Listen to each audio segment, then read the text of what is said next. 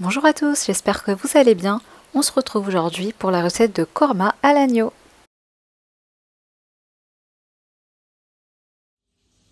On va commencer par mixer une poignée de noix de cajou et une poignée d'amandes sans la peau. On va mixer et ensuite on ajoute un peu d'eau pour avoir une pâte. Et voilà la consistance que vous devez obtenir. Dans le même mixeur, on va mettre 3 piments et 2 oignons que j'ai coupés grossièrement.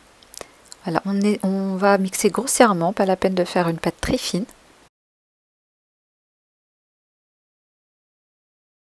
Ensuite, on va faire chauffer la casserole dans laquelle on va préparer notre korma.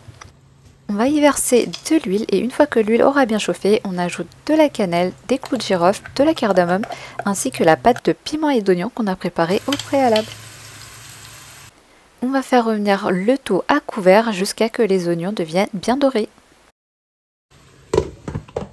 Une fois que les oignons sont bien dorés, on va ajouter une cuillère à café de pâte de gingembre et d'ail. On fait revenir quelques minutes et on va ajouter 700 g d'agneau coupé en morceaux.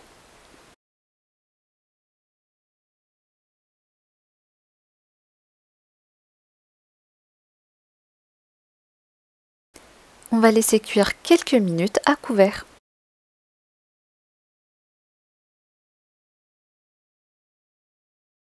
On rajoute ensuite 2 cuillères à soupe d'épices pour korma que vous pouvez trouver dans les épiceries indiennes. On ajoute ensuite une cuillère à soupe de poudre de cumin et de poivre. Si vous n'avez pas déjà cette poudre de prête, vous pouvez mettre une demi-cuillère à soupe de cumin et une demi-cuillère à soupe de poivre. On va bien mélanger le tout et on ajoute une grosse poignée de coriandre haché. On ajoute ensuite une cuillère à soupe de yaourt nature et on va ajouter de l'eau jusqu'à couvrir entièrement la viande.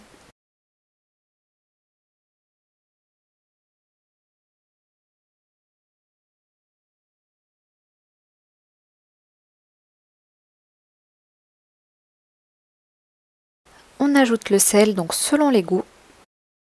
On va couvrir et on va laisser mijoter pendant environ 40 minutes, 30 à 40 minutes, jusqu'à que la viande soit quasiment cuite. Au bout des 40 minutes, on va ajouter la pâte de noix de cajou amande qu'on a préparée tout au début.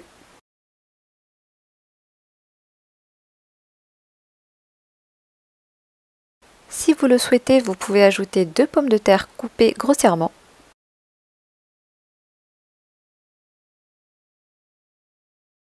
On laisse mijoter à couvert jusqu'à que les pommes de terre soient cuites.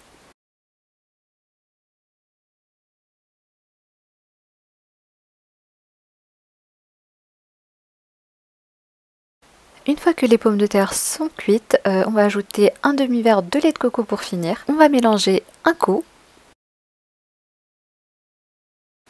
Et voilà, la sauce elle est prête. Vous pouvez déguster avec du riz basmati nature ou alors avec du riz pulao. Bon appétit à tous et n'oubliez pas de vous abonner à ma chaîne pour de nouvelles recettes.